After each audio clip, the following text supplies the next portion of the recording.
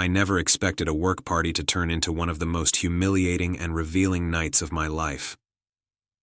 It was a Friday evening, and my wife, Olivia, had invited me to her company's annual party. I agreed to go, partly to support her, partly because I genuinely liked meeting her co-workers. I thought it would be a casual evening, drinks, laughter, small talk. I had no idea what was coming.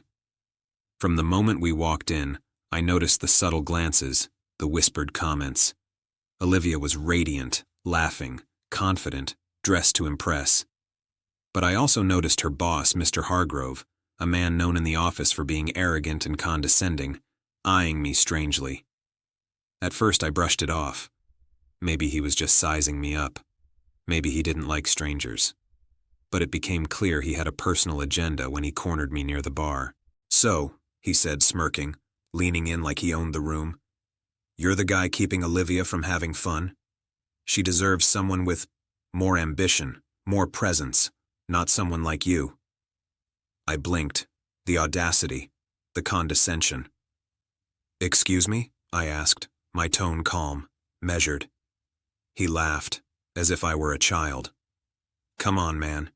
You work a regular desk job. You don't command a room. You don't know how to entertain, how to lead, how to thrill. Olivia deserves someone who can keep up."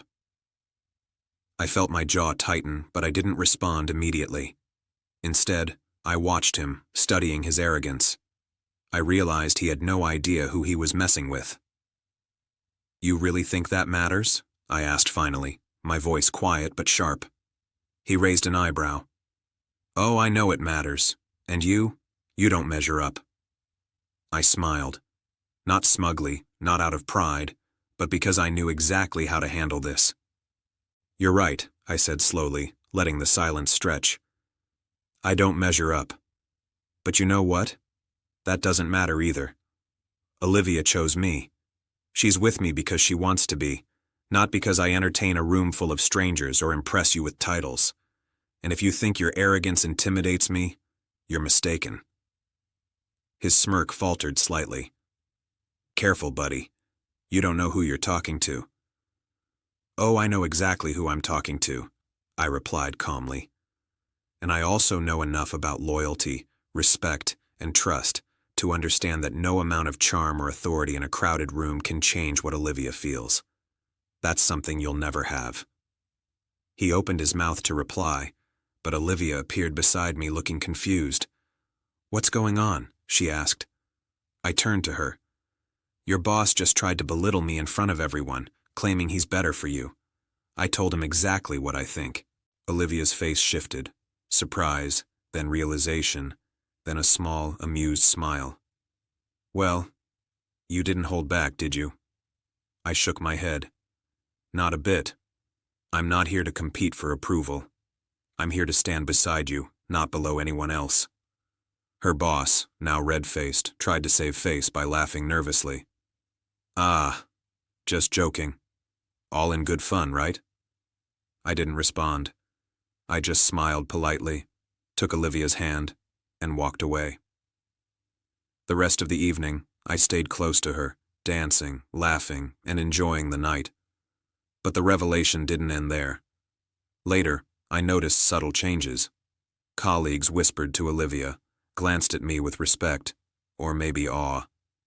Hargrove avoided direct confrontation, probably realizing that the quiet man he underestimated had more presence and confidence than he imagined. By the end of the night, I understood something crucial. Intimidation and arrogance mean nothing when you're secure in yourself and in your relationship. Olivia never wavered. She never doubted me. And that's worth more than any work title, any empty power play, any smirk from a man who thought he could control her perception. I left that night feeling a mix of relief, pride, and vindication. The man who tried to challenge me didn't know what he was up against. Not loyalty, not trust, not genuine love. And I didn't need to prove anything beyond that. The best part? I didn't have to confront him aggressively. I didn't need to yell or fight. I simply stood firm, calm, unshakable, and let his arrogance collapse under the weight of reality. Olivia chose me, and that choice was final.